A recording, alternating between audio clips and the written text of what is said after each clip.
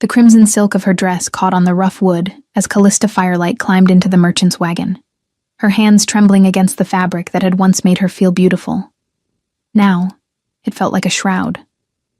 The pre-dawn darkness wrapped around her like a conspirator, and somewhere in the castle behind her, Marcus Stormhowl, the Alpha King himself, slept in chambers that should have been theirs. Chambers where their child had been conceived in nights of passion and whispered promises. But her sister's voices still echoed in her mind, poisonous and certain. He will never accept you as his queen. He will cast out the child. You are nothing but an Omega who got lucky for a night. The wagon lurched forward, and Callista pressed her palm against her still flat stomach, where a secret grew. A secret that should have brought joy, but instead drove her into exile. 3 days earlier, the world had been different. Callista had stood in the gardens of Stormhowl Keep, moonlight turning her white hair to liquid silver, when her sisters Morgana and Seraphine had found her. They had worn expressions of sisterly concern, but their eyes gleamed with something else entirely. Something hungry. The garden had been Callista's sanctuary since arriving at the keep. She had spent hours here, tending the night-blooming flowers that thrived under moonlight, finding peace in the earthy scent of soil and growing things. Marcus often joined her here, his massive frame somehow gentle among the delicate blooms. He would sit on the stone bench and watch her work, his amber eyes soft with affection, speaking of his day, or simply existing beside her in companionable silence. Tonight, she had come here to think, to process the incredible news she had received that morning. The healer had confirmed what Callista had suspected for weeks. She was carrying the Alpha King's child. A new life grew within her, a perfect blending of her soul and Marcus's. The joy had been overwhelming, as had the fear. But she had pushed the fear aside, choosing to believe in the promises Marcus had made her, in the devotion she saw in his eyes every morning when he woke beside her. She had been planning how to tell him, imagining his reaction, when her sisters had appeared like specters in the moonlight. "Sister," Morgana had begun, her voice dripping with false sweetness. "We need to speak with you about the king." Callista had turned, her face lighting up at the sight of familiar faces. Despite everything, despite the years of subtle cruelty and comparison, she had never stopped hoping for her sister's approval, for their love. "I am so glad you are here," she had said, genuine warmth in her voice. "I have news. I was going to tell him tomorrow, but you should know first. You are my family. I am with child. His child." She had expected happiness, excitement, perhaps even a hint of the sisterly affection she had always craved. Instead, the silence that followed had been absolute and cold. Seraphine's face had gone pale, then flushed with something that looked like rage, before she smoothed it away with practiced ease. "How wonderful," she had said, but her voice was ice that cracked the air between them. "Does he know?" "Not yet." "I wanted to be certain." The healer confirmed it this morning. Callista had been radiant with hope, her hand resting protectively over her still flat stomach, blind to the serpents before her. "I cannot wait to see his face when I tell him. He will be so happy. We have spoken of children, of a family. Before we continue with the story, tell us where you're watching from, and how old you are. I hope you enjoy the story." Morgana had stepped closer then, her silk gown whispering against the stone path. She had taken Callista's hands in hers, and the touch had been cold. So cold it made Callista shiver. "Dear sister," she had said, and there was something in her tone that sent warning bells ringing in Callista's instincts. "You must listen to us. We have heard things. Terrible things." "What things?" Callista had asked, her joy beginning to curdle into unease. "The council has been talking," Seraphine had said, moving to flank Callista on the other side. "We overheard them yesterday. They say the king cannot marry an Omega, that it would weaken the kingdom. They say an Alpha King needs an Alpha, or at least a Beta Luna. Someone who can stand beside him in strength, who can fight if needed, who can shift without difficulty. They say you are a liability. But Marcus does not care about such things, Callista had protested, even as doubt began to seep into her heart like poison. He chose me. The mate bond chose us. Morgana had squeezed her hands, the gesture mockingly comforting. We know you want to believe that. But we also heard him, Callista. We heard him speaking with his generals, discussing strategy for the northern borders. He said he needed a strong Luna, not some weak Omega who could barely shift. He laughed when your name was mentioned. Laughed. The words had hit like physical blows. Callista had gone pale, swaying on her feet. No, that cannot be true. Marcus would never speak of me that way. But the seeds of doubt had been planted expertly. Callista knew her limitations. She had always been ashamed of her weak wolf, the way she struggled with transformations that came naturally to others. She had tried to hide her inadequacy from Marcus, but he knew. Of course he knew. What if he had only been kind about it to spare her feelings? What if, in the harsh reality of leadership and war, he truly did see her as a burden? Seraphine had pressed her advantage, her voice gentle and poisonous. We love you, sister. We only want to protect you. You have to understand the position he is in. He is the Alpha King. He has a duty to his people, to his legacy. When there are children involved, when there is an heir at stake, sentiment must give way to practicality. What are you saying? Callista had whispered, though she feared she already knew. We are saying that if he knows about the child, he will have to make a choice, Morgana had explained, her eyes gleaming with false sympathy. And that choice will not be in your favor. The council is already pressuring him to take a proper Luna. If they discover he has gotten an Omega pregnant, they will demand he reject you and the child both. They will never accept a half-Omega heir to the throne. But the child is his, Callista had said desperately. Surely he would want his own child. The sisters had exchanged meaningful glances, a conversation passing between them in silence. Then Seraphine had delivered the killing blow. We heard other things too, sister. Things we did not want to tell you, but you need to know. The king has been meeting with potential Luna candidates, Alpha and Beta women from powerful families. He has been entertaining their courtship.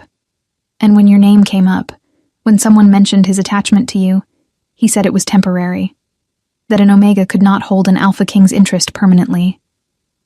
Tears had begun to stream down Callista's face. Why are you telling me this? Because we love you, Morgana had said simply. Because we do not want to see you destroyed when he cast you aside. And the child, Callista. Her voice had dropped to a horrified whisper. There are rumors about what he might do. Some say he would rather the child never exist than have it known he sired a bastard with an Omega. That he might take the child from you and give it to someone else to raise. Someone more suitable. The garden had spun around Callista, the moonlight suddenly too bright, the scent of flowers suddenly cloying. No, she had breathed. He would not. He could not. Can you risk it? Seraphine had asked urgently. Can you risk your child's life on the hope that we are wrong? What if we are right, Callista? What if he rejects you both? What if he takes your baby? The maternal instinct, new and fierce, had roared to life in Callista's chest. The thought of losing her child, of having it taken from her arms, was unbearable. More unbearable even than losing Marcus. You have to leave, Seraphine had urged, gripping Callista's shoulders. Before he finds out. Before he can hurt you. Before he can take the child. Go somewhere safe. Raise your baby in peace. It is better than the alternative. But where would I go? What would I do? Morgana had pressed a small pouch into Callista's hands. Coins. Enough to see her safely away. We will help you. Tonight. There is a merchant caravan leaving at dawn. We can get you onto one of the wagons. By the time anyone realizes you are gone, you will be far from here. And you? What will happen to you when he discovers you helped me flee? The sisters had smiled, and in that moment, if Callista had been thinking clearly, she might have seen the predatory gleam in their eyes. We will tell him the truth, that you were overwhelmed, frightened, that you left of your own accord. We will comfort him in his grief. It is what sisters do." The poison had worked perfectly. Callista's confidence, already fragile in the face of the vast gulf between her status and Marcus's, had shattered completely. She had seen the way the court looked at her, the whispers behind jeweled hands, the barely concealed disdain from some of the elder council members. She had felt the weight of inadequacy every time she stood beside the most powerful alpha in the realm, trying to embody a role she had no training for. And now, pregnant and terrified, with her sister's lies echoing in her ears and her own insecurities magnified 1,000-fold, she had believed them.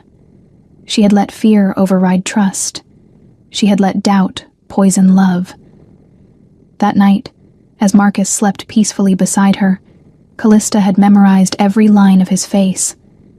The strength in his jaw, the softness of his lips, the way his long dark hair spread across the pillow. She had pressed her hand to his heart, feeling it beat steady and strong, and had whispered goodbye to the only man she would ever love. Then she had fled like a thief in the night, stealing away her own future and her child's father, taking nothing but the clothes on her back and the coin her sisters had given her.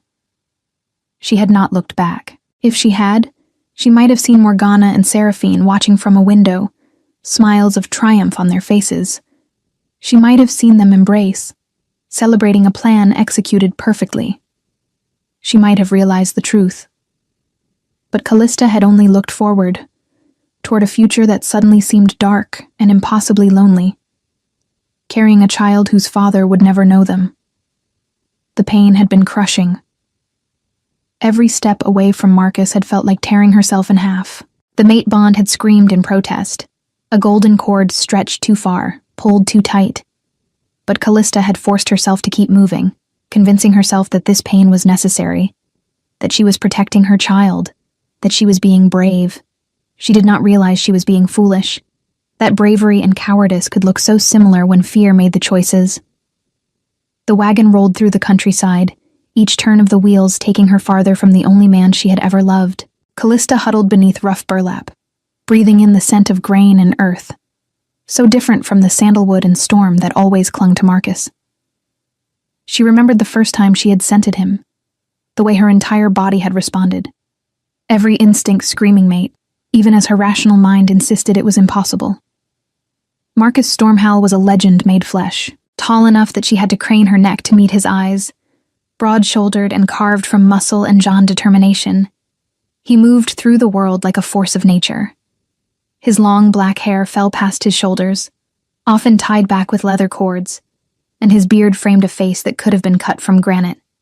He was fierce in battle, ruthless with enemies, and the very embodiment of alpha dominance. But with her, he had been different.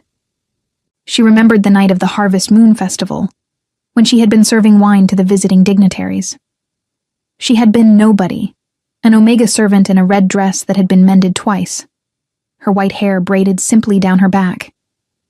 She had not expected him to notice her at all. "You smell like starlight," he had said, appearing beside her so suddenly she had nearly dropped her tray. And sorrow. Why does something so lovely carry such sadness? His voice had been gentle, so at odds with his fearsome reputation that she had looked up in shock. Up and up, until she met eyes that burned like molten amber. Eyes that saw her, truly saw her, in a way no one ever had.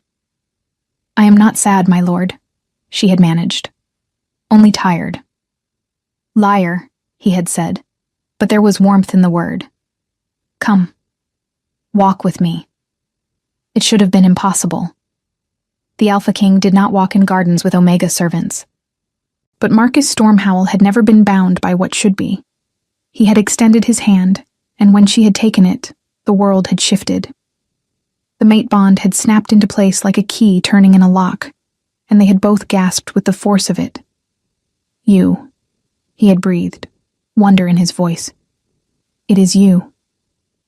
That night, he had courted her with words and tender touches. He had told her about the loneliness of leadership, the weight of the crown, the coldness of a world that saw him as a weapon rather than a man.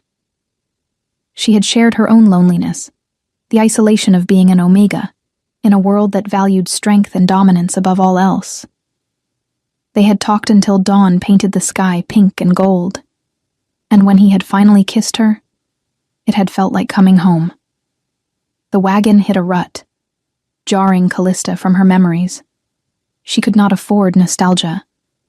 She had to focus on survival now, on protecting her child from a father who, if her sisters were to be believed, would reject them both. But even as she tried to convince herself, doubt whispered in her heart.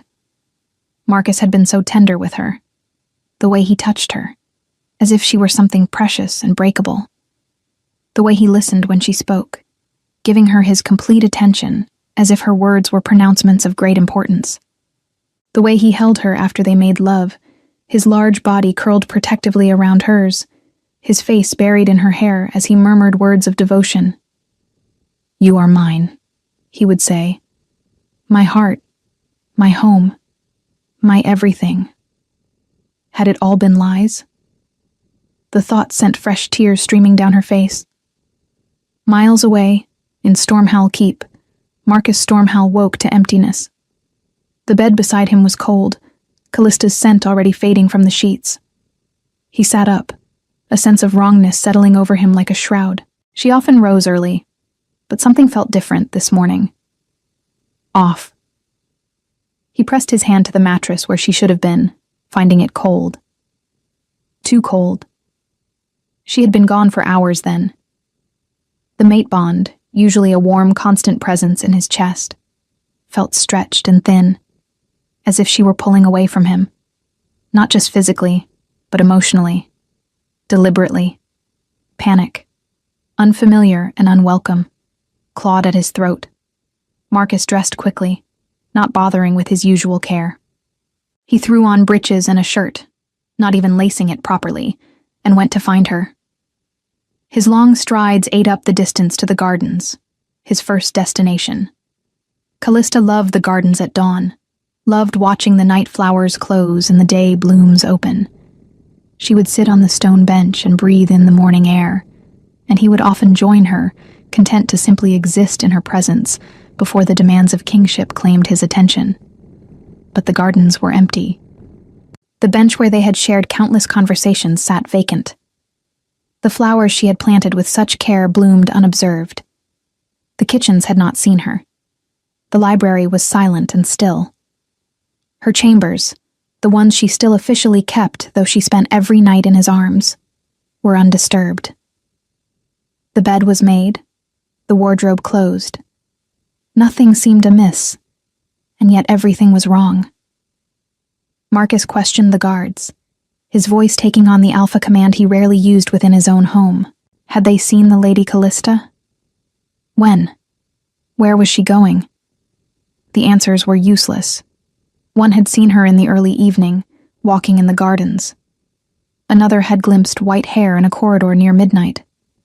But no one had seen her leave. No one had been ordered to let her pass. It was as if she had simply vanished. The wrongness intensified, becoming a knot of dread in Marcus's stomach. He returned to his chambers and stood in the center of the room, closing his eyes and reaching for the mate bond. It was there, golden and essential, but distant. So distant, and beneath the distance he felt echoes of emotion, fear, grief, determination. She had left deliberately, had chosen to go. But why? "Marcus," a voice called, interrupting his spiraling thoughts. He turned to find Morgana approaching, her face arranged in an expression of concern that did not quite reach her eyes. "I am so sorry. I heard the news." "What news?" His voice was dangerous, the alpha command bleeding through despite his attempt at control. He watched Morgana carefully, noting the way her gaze flickered away from his before returning, the way her hands, clasped before her, trembled slightly. With fear or excitement, he could not tell. Morgana's eyes widened, and for a moment, something flickered in them. Surprise? Satisfaction? It was gone too quickly to identify. "About Callista. I thought you knew." "She left. Before dawn." "Left?" The word made no sense. It bounced around his head without finding purchase. Why would she leave? Seraphine emerged from the shadows near the door, her timing too perfect to be coincidence. Marcus's eyes narrowed. The sisters had been at the keep for a fortnight, visiting their sister, they claimed. But Callista had seemed uncomfortable around them, her usual brightness dimming in their presence. He had meant to ask her about it, but had been distracted by border disputes and council meetings. Perhaps she felt overwhelmed, Seraphine said, her voice soft and sympathetic. Being with an Alpha King is not easy, especially for an Omega. The pressure, the scrutiny of the court. She seemed distressed lately, Marcus. We tried to comfort her, to assure her she was worthy, but she insisted she needed to go, that she could not be what you needed her to be. Every word felt like a lie, but Marcus could not pinpoint why. There was truth in what Seraphine said. Callista had struggled with her role, had doubted herself, but she had been getting stronger, more confident. She had smiled more readily. She had been happy. He was certain of it. Where did she go? He demanded, stalking toward the sisters with predatory grace. They backed away instinctively, recognizing the danger in his stance. We do not know, Morgana said. But she stepped closer again, her hand reaching out to touch his arm. A gesture that would have been unthinkably familiar from anyone else. A breach of protocol that should have earned a sharp rebuke. But you should not be alone now, Marcus. This must be difficult for you. Losing someone you cared for. He pulled away from her touch as if burned, a growl rumbling in his chest. Cared for? I love her. She is my mate, the other half of my soul. And I have not lost her. She is out there, somewhere, and I will find her. Seraphine's expression flickered with something that might have been annoyance. Marcus, perhaps it is better to let her go. If she wanted to leave, forcing her back would only cause pain. She made her choice. And there are others who would be honored to stand by your side. Others who understand what it means to be Luna to an Alpha King. Others who are strong enough for the role. The suggestion was clear, and Marcus felt rage bloom hot and fierce in his chest.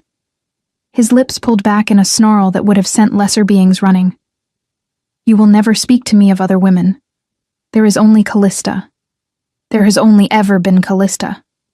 The mate bond is not a convenience to be discarded when inconvenient. It is fate, destiny, the will of the moon herself. And I will tear this kingdom apart, stone by stone, until I find her. But the council, Morgana began, can go to hell, Marcus snarled. And if I discover that either of you had anything to do with Callista's departure, you will join them. Now get out of my sight. The sisters fled, but not before Marcus saw the flash of frustration and anger in their eyes. They had expected a different response. They had expected him to be grateful, perhaps, to see Callista's departure as an opportunity. The realization settled cold and heavy in his gut. They knew something, had done something. But what? He would find out. But first, he had to find Callista. He stormed away, leaving the sisters staring after him. Their plan had not accounted for the depth of his devotion, the way the mate bond consumed him. They had thought him a pragmatic king, who would see reason, who would accept that an Omega Luna was impossible, and turn to one of them instead. They had been spectacularly wrong. But Marcus was nothing, if not determined. Within hours, search parties had been dispatched in every direction. He questioned everyone who might have seen Callista, following every thread, every whisper. The trail led him to a merchant who remembered a young woman with white hair climbing into a wagon bound for the eastern provinces. The merchant had thought nothing of it at the time, but under the Alpha King's intense questioning, he remembered everything. East, then. Marcus gathered his most trusted guards and set out, leaving his treacherous kingdom in the hands of advisors, who at least had the sense to fear his wrath. The sisters, meanwhile, had settled into Stormhowl Keep, with an ease that suggested they had been planning this for some time. They wore fine dresses and walked the halls as if they belonged there, batting their eyes at returning guards and trying to position themselves as potential Lunas. But word had spread of the king's fury, of his single-minded determination to find the white-haired Omega who had stolen his heart. No one dared suggest an alternative match, and the sisters found themselves increasingly isolated, their machinations transparent to all but themselves. Weeks passed. Callista had found refuge in a small village on the edge of the kingdom, a place called Thornhaven, where travelers were common enough that one more did not raise suspicion. She had found work in a tavern in exchange for a room and meals, grateful for the kindness of strangers when her own family had betrayed her. The tavern keeper, a woman named Alara with silver threading through her dark hair and eyes that had seen much of life, had asked no questions about the girl with haunted eyes and hair like moonlight. She had simply provided work and safety, two things Callista desperately needed. Callista's pregnancy was beginning to show, a small swell that she hid beneath loose clothing and aprons. Each morning, she would wake in her narrow bed and press her hands to her growing belly, feeling the changes in her body with a mixture of wonder and grief. This child should have been celebrated, should have been welcomed into a world of love and security. Instead, it grew in exile, its father ignorant of its existence. The work was hard, but honest. Callista served drinks and food to farmers and merchants, travelers and locals. She kept her head down, her white hair braided and hidden beneath a scarf, trying to be invisible, trying to forget that she had once walked in a castle, had once been loved by a king. But forgetting Marcus was impossible. He haunted her dreams, his amber eyes filled with hurt and confusion, his voice calling her name. She would wake with tears on her face, and an ache in her chest that never fully subsided. The mate bond was a constant torment, stretched thin, but unbroken, letting her feel his existence but nothing more. She had closed herself off as much as possible, not wanting to burden him with her emotions, not wanting to risk him finding her through the connection. Some nights, she lay awake and wondered if she had made a terrible mistake, if her sisters had lied, if Marcus truly would have welcomed their child with joy rather than rejection. But then she would remember Morgana's voice, so certain. We heard him laughing, and the doubt would return, cold and paralyzing. Alara often sat with her in the evenings, after the last customers had left and the tavern was quiet. The older woman would pour them both tea and watch Callista with knowing eyes. "You are running from something," she observed one night. Or someone. Callista's hand moved protectively to her belly. "I am running to something. To safety. For my child. And the father does not know. Cannot know." Callista's voice broke on the words. Alara was quiet for a long moment. "I had a daughter once. Lost her and her father in the same winter. To fever. I would give anything to have them back. And here you sit, carrying a child whose father lives, and you deny him the knowledge of it. I do not presume to know your circumstances, girl. But I know grief. And I know that some decisions once made cannot be unmade.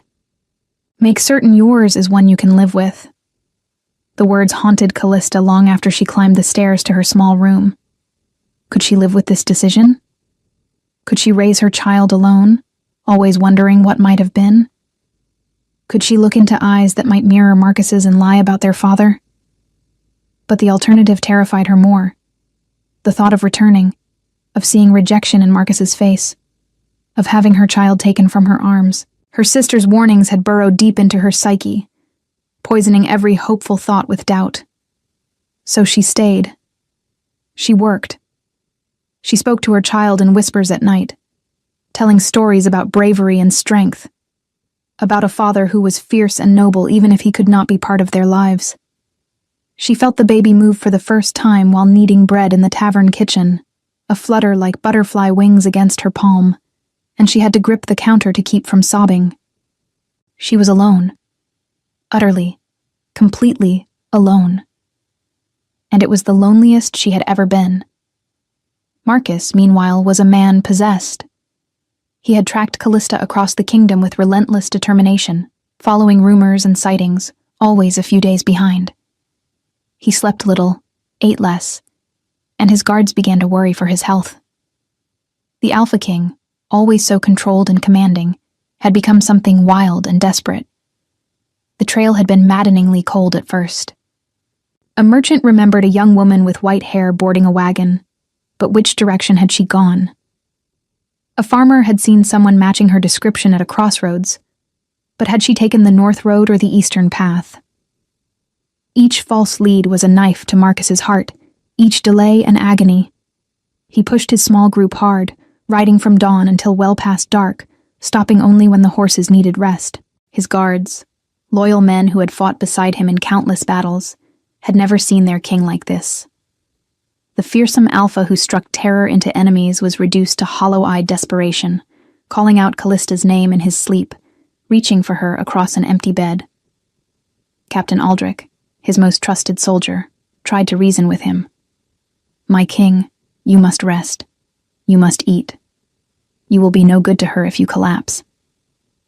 But Marcus would not listen. Every moment wasted was a moment Callista was alone, frightened, possibly in danger. Every night, he lay awake and reached across the mate bond, that golden thread that connected him to Callista, trying to sense her emotions, her location. It was like grasping at smoke. She was there. He could feel her existence, a constant pull in his chest, but she had closed herself off so completely that he could read nothing of her state. The isolation was maddening. To know she lived, but not know if she was well. To feel the bond, but not feel her through it. He would press his fist to his chest, to the place where the bond originated, and will her to open to him, to let him in, to trust him enough to reach back. But there was only silence, only the faint echo of her existence and nothing more. He thought constantly of their last night together. She had been different, he realized now with the bitter clarity of hindsight. More affectionate, clinging to him as if trying to memorize his touch. She had kissed him with desperate intensity, her fingers tangling in his hair, her body pressed against his as if she could meld them into one being. When they made love, she had whispered his name like a prayer, like a goodbye.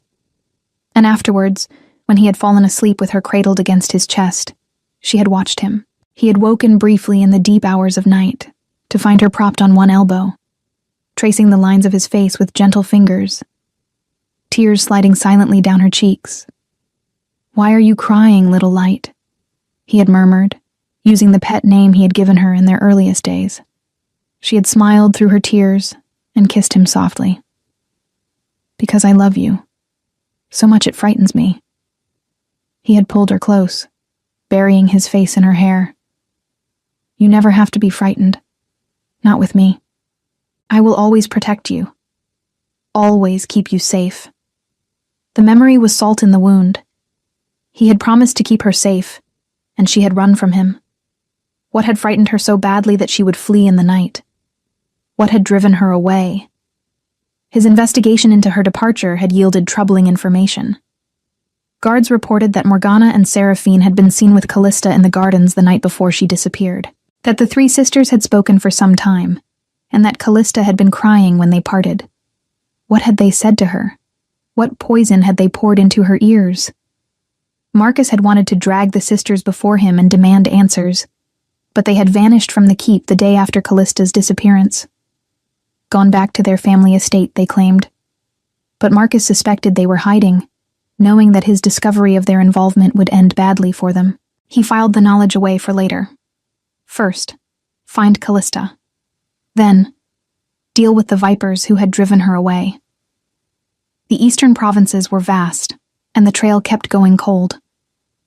A innkeeper thought he remembered someone with white hair. A stable boy had seen a woman in a red dress. But each lead dissolved under scrutiny, leaving Marcus no closer to his mate. He began to fear he would never find her. That she had disappeared into the vastness of the kingdom, taking his heart and his future with her. The thought was unbearable. He could not imagine a life without her, could not conceive of existing in a world where she was lost to him forever. On the darkest nights, when despair threatened to consume him, he would whisper to her across the mate bond, hoping somehow she could hear him even through her barriers. "I love you. Come back to me. Please, Callista, let me find you. Let me make this right." But there was never an answer. Only the aching silence of separation and the thin thread of the bond proving she still lived. It took 3 months. 3 agonizing months of searching, of following false leads and dead ends, of slowly mapping every village and town in the eastern region. 3 months of half-living, of going through the motions of existence while his soul cried out for its missing half. And then, finally, a merchant had mentioned seeing a girl with white hair in Thornhaven. Not just any girl, but one who was pregnant and working in a tavern. Pregnant. The word had stopped Marcus's heart, had stolen the breath from his lungs. Could it be? Was Callista carrying his child?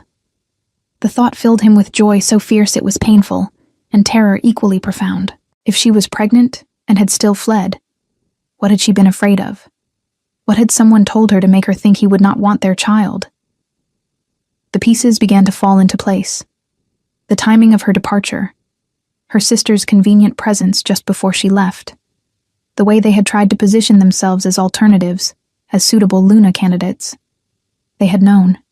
They had known Callista was pregnant, and they had used that knowledge to drive her away. Rage, cold and absolute, filled Marcus's veins. But he tamped it down, forcing himself to focus. Revenge could wait. Finding Callista could not. He rode into Thornhaven at dusk, his heart hammering against his ribs with hope and fear in equal measure. The tavern was easy to find, a sturdy building with warm light spilling from its windows. Marcus dismounted and stood for a moment outside, his hands trembling. Inside those walls was his mate, his heart, possibly carrying his child. Inside those walls was his entire world, and he was terrified she would run from him again. But he could not let fear stop him, not when he was this close. He squared his shoulders, called upon the courage that had seen him through countless battles, and pushed open the door. The common room was crowded with locals enjoying their evening meals. The warmth hit him first, the scent of roasting meat and fresh bread, the sound of laughter and conversation. All of it faded to nothing when he saw her. Callista.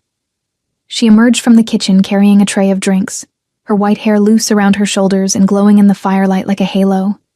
She had traded her red dress for simple homespun in shades of brown and cream, practical clothing for tavern work. And there, unmistakable beneath the loose fabric, was the swell of pregnancy. His child. His and Callista's child, growing safe in her body. The sight hit him with the force of a physical blow, stealing his breath and filling his eyes with tears he did not bother to hide. As if sensing his gaze, Callista looked up. Their eyes met across the crowded room, and the world stopped. Time itself seemed to pause, holding them both in this moment of recognition and reunion. He saw 1,000 emotions flicker across her face in the space of a heartbeat. Shock, joy, fear, longing, love, and then, inexplicably, terror. Marcus, she breathed, and his name on her lips was the sweetest sound he had ever heard. The tray slipped from her nerveless fingers, crashing to the floor in a cacophony of breaking pottery and spilling liquid. Conversations around them died, heads turning to see what had caused the commotion. But Marcus saw only Callista, standing frozen in the center of the room, her hands moving protectively to cradle her belly, tears beginning to stream down her face. And then she was running, not toward him as his heart desperately hoped, but away, fleeing through the back door of the tavern as if the hounds of hell pursued her. No, not again. He could not lose her again. Marcus was moving before conscious thought, his body acting on pure instinct. He navigated the crowded room with the speed and grace of the predator he was, ignoring the startled exclamations of patrons who suddenly found themselves in the presence of the Alpha King himself. He burst through the back door into the alley beyond, his eyes immediately finding Callista's fleeing form. She had not gotten far. She stood with her back to a wall, one hand braced against the stone, the other clutching her belly, breathing hard. Whether from exertion or emotion, he could not tell. Probably both. He approached slowly, hands raised in a gesture of peace, as if she were a wild creature he did not want to startle. When he spoke, his voice was gentle, carefully controlled, despite the storm of emotion raging within him. Callista. Please, do not run from me again. I cannot bear it." She turned, tears streaming freely down her face, her expression a mixture of longing and fear that broke his heart. "You should not have come. You should not be here. Where else would I be but beside you?" He took another careful step forward, and when she did not flee, another. His entire focus narrowed to her, to the way the moonlight caught in her white hair, to the tremble in her lips, to the protective way she cradled their unborn child. His gaze dropped to her swollen belly, and something fierce and possessive surged through him. "Mine," his wolf snarled. "My mate. My child." When he raised his eyes to hers again, they were molten gold, blazing with intensity. "Is it mine?" The question seemed to break something in her. She laughed, the sound edged with hysteria and heartbreak. "Of course it is yours. There has never been anyone but you. There could never be anyone but you." She was sobbing now, her body shaking with the force of her tears. "How could you even ask that? How could you not know that every part of me belongs only to you?" He closed the remaining distance between them in 2 long strides, his hands coming up to frame her face with infinite gentleness. His thumbs wiped away her tears, though new ones immediately replaced them. Then why? His voice cracked on the question, all his pain and confusion and desperate love bleeding through. "Why did you leave me? Why did you run?" She looked up at him, and in her eyes he saw the depth of her suffering these past months. "Because I am not enough," she whispered. "I am an Omega. I cannot be your Luna. The Council will never accept me, Marcus. You know this. I have seen the way they look at me, heard the whispers. They think I am weak, unsuitable. And they are right. They are fools." He growled, his grip on her face tightening just slightly. "And they are wrong. You need someone strong," she continued as if he had not spoken, the words tumbling out in a rush, as if she had been holding them in for too long. "Someone who can stand beside you as an equal. Someone who can fight and lead and command respect. I can barely shift, Marcus. My wolf is weak. I have no political connections, no power to bring to your throne. I am just an Omega. And our child." Her voice broke completely, fresh sobs tearing from her throat. "They said you would reject it, that you would see it as a mistake, as a weakness, that you would take my baby from me because it was half Omega. I could not bear that. I could not bear to see you look at me with disgust. So I ran. I ran to protect our child from rejection." Marcus went very still, a terrible calm settling over him. "Who said these things?" His voice was soft, dangerous. "Who told you I would reject you? That I would harm our child?" "My sisters." Callista's voice was small, ashamed. "They heard you with the generals. They heard you say you needed a strong Luna, not some weak Omega who could barely shift. They said you laughed when my name was mentioned, that you were looking for a way to end our arrangement. And when I told them about the baby, they said you would rather it never existed than have an Omega heir. And you believed them." There was no accusation in his voice, only infinite sorrow and love. "You believed them over everything we shared, over every promise I made to you in the dark, over every time I told you that you were my heart, my soul, my everything." "I was afraid," she whispered, her hands coming up to grip his wrists, holding his hands to her face as if afraid he would pull away. "I am still afraid. Look at us, Marcus. Look at the difference. You are the Alpha King. You are powerful and feared and respected throughout the realm. I am nothing. An Omega who could barely serve wine without trembling. How can I be your queen? How can I be mother to your heirs? How can I be enough for you? Oh, my love." Marcus pulled her into his arms, enveloping her in his warmth and his scent, and his unconditional acceptance. She came willingly, burying her face in his chest, her hands fisting in his shirt, as if she would never let go. When he spoke, his voice was low and intense, vibrating through her entire body. "Listen to me, Callista Firelight. You are my mate. not chosen by politics or strategy or convenience, but by fate itself. The moon goddess looked at all the souls in all the realms and decided that you, in all your gentleness and compassion and strength, were the perfect match for me. Do you think so little of her wisdom? Do you think she makes mistakes?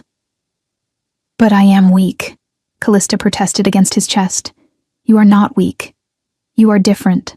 There is strength in compassion, in kindness, in choosing gentleness when the world demands hardness. He pulled back enough to look at her, his amber eyes fierce and loving in equal measure. I have commanded armies and conquered kingdoms. I have faced down enemies that would make grown men weep. I have spent my entire life being strong, being fierce, being the blade that protects this kingdom. But the strongest thing I have ever done, the bravest act of my life, was letting myself love you, was allowing myself to be vulnerable with you, was choosing to build a future based on feeling rather than strategy. He cupped her face again, holding her gaze with his own. You think being an Omega makes you weak? You carried the mate bond of an Alpha King without flinching. You bore the scrutiny of an entire court with grace. You endured the whispers and the doubt and the pressure, and you did not break. And when you thought you had to protect our child, even from me, you did so. You left behind everything you knew, everyone you loved, and you survived. You made a life for yourself in exile. You carried our baby through fear and loneliness, and you did not break. That, my love, is not weakness. That is the most profound strength I have ever witnessed. Callista was crying harder now, but these were different tears. Cleansing tears. Healing tears. What about the council? What about what you need in a Luna? The council, Marcus said with quiet intensity, can burn in hell for all I care.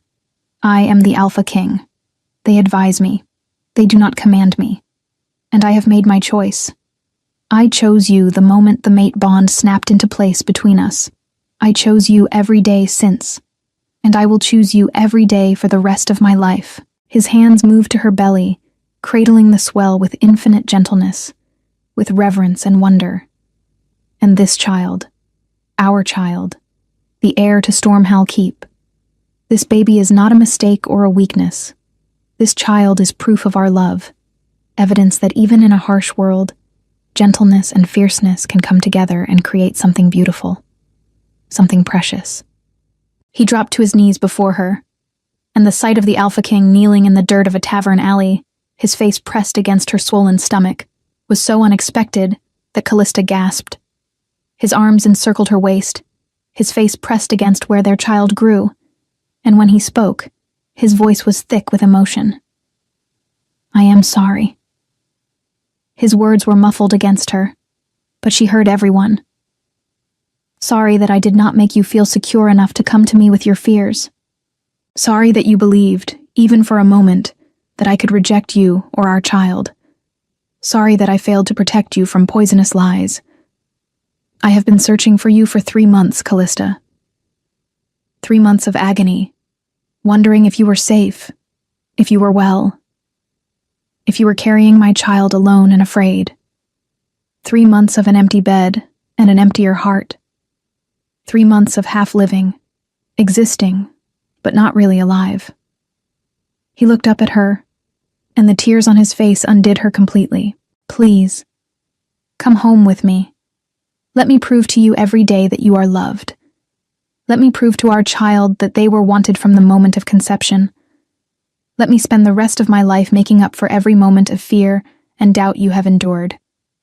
Please, Callista, give me the chance to be what you need. Let me be your mate in truth.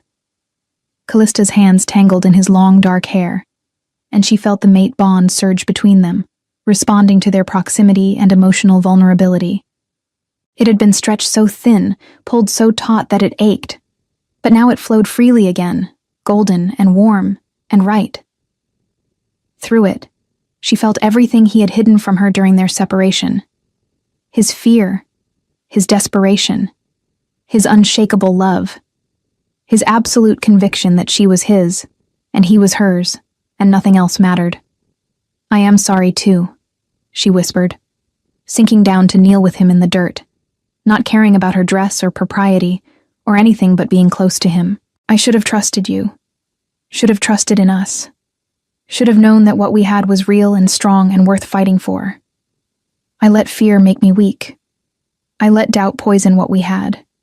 And I took from you the joy of knowing about our child, of sharing in the pregnancy. I robbed you of months you can never get back. Can you forgive me? There is nothing to forgive, Marcus said fiercely, pulling her fully into his arms, arranging them both so she sat cradled in his lap, his back against the wall, his body curled protectively around hers and their child. You were afraid. You were trying to protect our baby. How can I condemn you for that? Your sisters lied to you, poisoned your mind with doubts and fears that had no basis in truth. They are the ones at fault.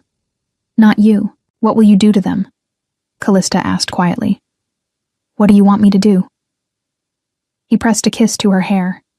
She was quiet for a long moment, thinking. They need to face consequences. What they did was cruel and calculated. They drove me away so they could try to take my place. But she looked up at him, her green eyes serious. I do not want their deaths on my conscience, Marcus. I do not want our child to grow up knowing their aunts were executed because of them. You have a soft heart, my love, he murmured, softer than they deserve. But I will respect your wishes. Exile, then. They will be stripped of status and coin and sent to the borders. They will never set foot in Stormhowl Keep again. And if they ever try to contact you, to hurt you in any way, the mercy ends. He left no doubt that he meant every word. Thank you, she whispered, burrowing closer to him. They sat like that for a long time, just holding each other, relearning the feel and scent and rightness of being together. The mate bond sang with joy between them, no longer stretched and aching, but full and vibrant. Marcus's hands never left her belly, feeling the swell of their child, occasionally catching a flutter of movement that made his eyes go wide with wonder. They returned to the tavern together, Marcus's arm protectively around Callista's waist. Alara took one look at the Alpha King's face and smiled, asking no questions, but accepting payment for Callista's care with grace. That night, they stayed in the village, Marcus acquiring the best room the inn had to offer. But it could have been a hovel for all he cared. He had Callista back. That was all that mattered. In the privacy of their room, he undressed her carefully, reverently, his hands mapping the changes pregnancy had wrought on her body. You are so beautiful, he murmured, trailing kisses across her swollen belly. So strong. Growing our child. My fierce, brave mate. He made love to her with exquisite gentleness, showing her with his body what his words had declared. She was cherished. She was precious. She was his. And when they lay tangled together afterwards, his hand resting protectively over their child, Callista finally felt safe enough to sleep deeply, for the first time in months. The journey back to Stormhowl Keep took a week. Marcus set a gentle pace, mindful of Callista's condition, and they spent the evenings talking. Really talking, in a way they had not before. She told him about her childhood, about being the youngest of 3 sisters, about how Morgana and Seraphine had always been jealous of any attention she received. He told her about the weight of leadership, about the masks he had to wear for the world, and about how she was the only one who ever saw him as just a man. I am fierce because I must be, he explained one night as they lay beneath the stars. The world respects strength and fears weakness. But with you, I do not have to be the Alpha King. I can just be Marcus, the man who loves you beyond reason. And I love you beyond fear, she replied, her hand finding his in the darkness. When they finally arrived at the keep, word of their return had preceded them. The courtyard was filled with people, and Callista tensed, expecting judgment and rejection. But as Marcus led her forward, his hand firmly clasping hers, something unexpected happened. The assembled crowd knelt, bowing their heads in respect, not to the Alpha King, but to their Luna. Marcus had sent word ahead, proclaiming Callista as his mate, and Luna in terms that left no room for interpretation or doubt. Any who wished to contest the matter would be challenging not just their king, but the will of the moon itself. None were foolish enough to try. Morgana and Seraphine, however, stood apart from the kneeling crowd.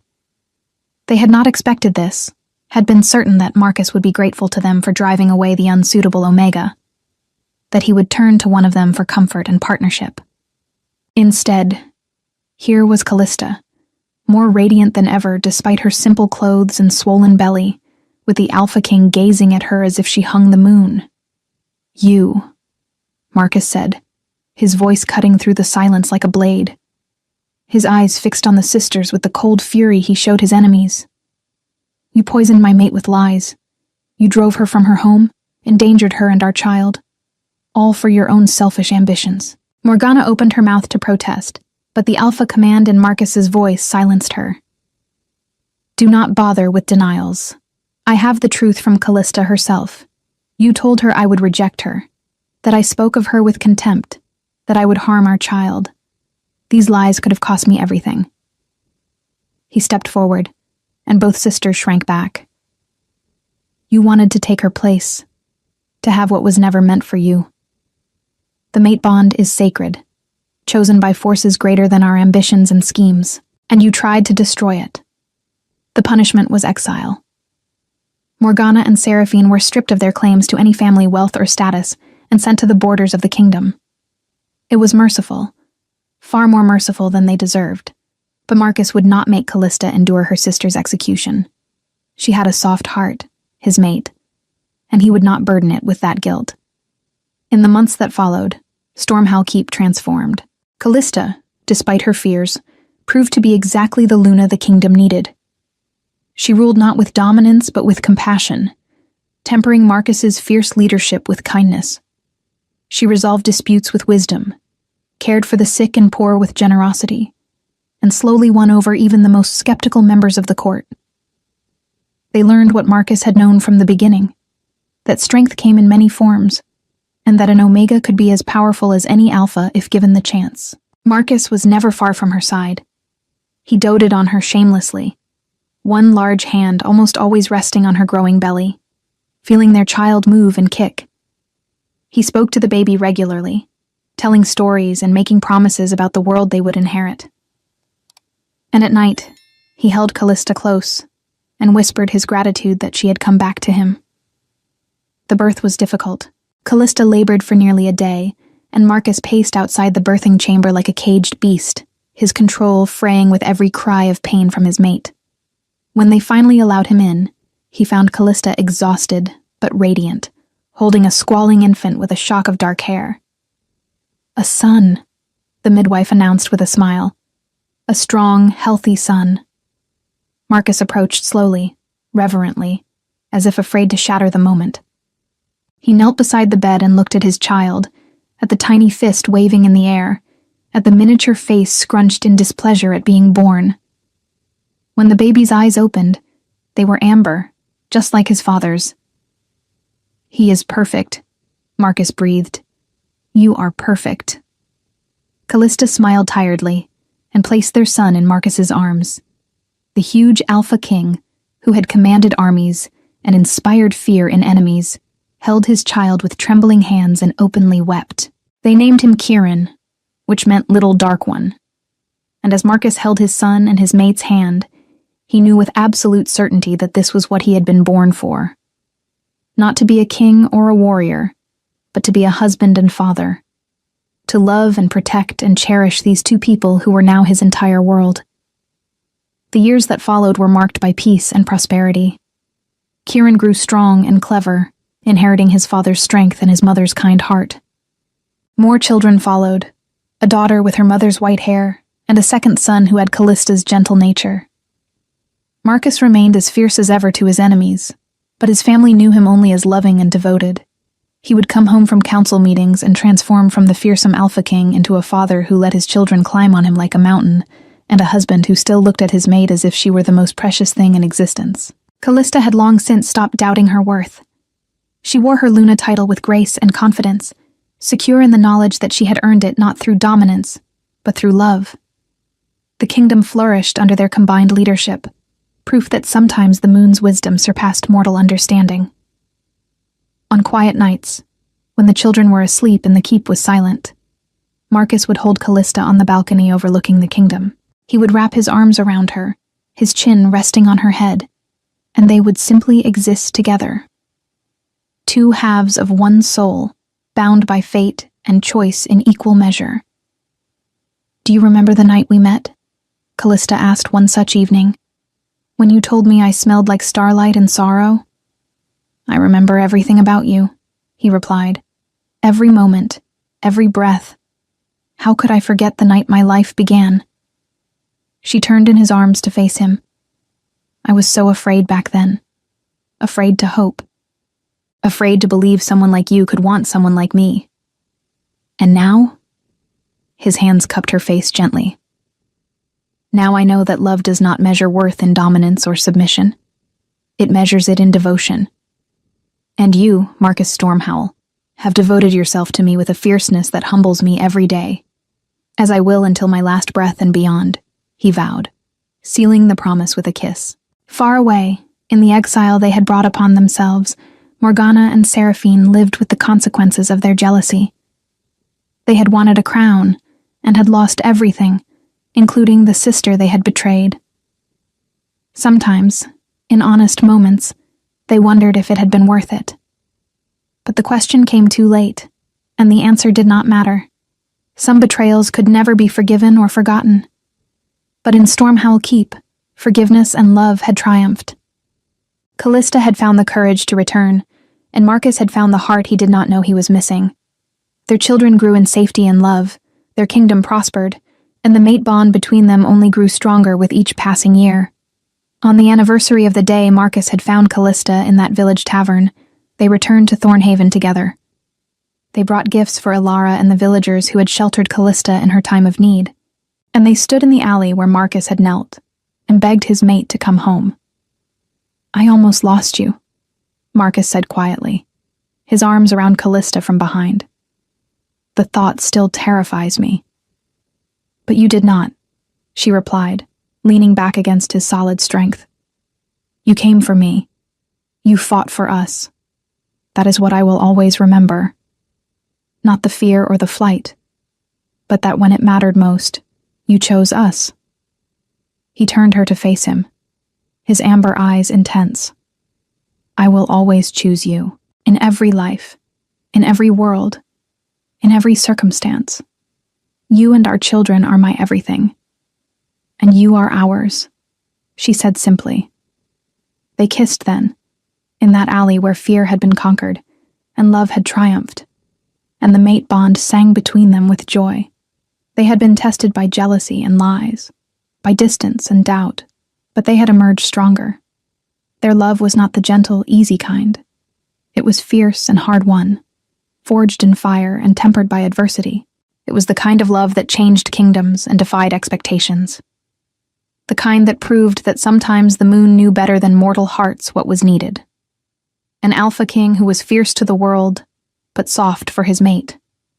An omega who was gentle but possessed a core of steel. Together, they were unstoppable. As they walked back through Thornhaven hand in hand, children laughing around them, Marcus thought of the man he had been before Callista. Cold, lonely. Complete in his own eyes, but empty in ways he had not understood. She had filled those empty places with light and warmth and love. She had given him a family, a home, a reason beyond duty to face each day. "Thank you," he said suddenly. Callista looked up at him, surprised. "For what?" "For coming back. For trusting me. For being brave enough to let me love you. For giving me everything." She smiled. That radiant smile that had first captured his heart in a garden under moonlight. "You do not need to thank me for that. Loving you is not a burden. It is the greatest privilege of my life." They traveled back to the keep as the sun set, painting the sky in shades of gold and crimson. And in the great hall that night, surrounded by their children and their people, Marcus stood and raised his cup. "To my Luna," he proclaimed, his voice carrying through the hall. "To the woman who was deemed unsuitable and impossible. To the Omega who proved that strength comes in many forms. To my mate, my heart, my home. To Callista Firelight, who fled in fear and returned in love, who gave me everything when I thought I had it all. The hall erupted in cheers, and Callista blushed, her white hair gleaming in the firelight. But when their eyes met across the celebration, the world narrowed to just the two of them, to the bond that joined them, unbreakable and eternal, to the love that had survived betrayal and doubt and distance. And in that moment, Callista knew with absolute certainty what she had once been too afraid to believe. She was enough. She had always been enough. And she was exactly where she belonged, beside the fierce Alpha King who had crossed a kingdom to find her, and who would spend the rest of his life proving that she was worth it. The fire crackled, the people celebrated, and Marcus and Callista, Alpha King and Omega Luna, held each other's gaze and remembered. Remembered the flight and the search, the fear and the faith, the darkness before the dawn. They remembered it all, and they honored it, because it had brought them here, to this moment, to this love, to this life they had built together against all odds and expectations.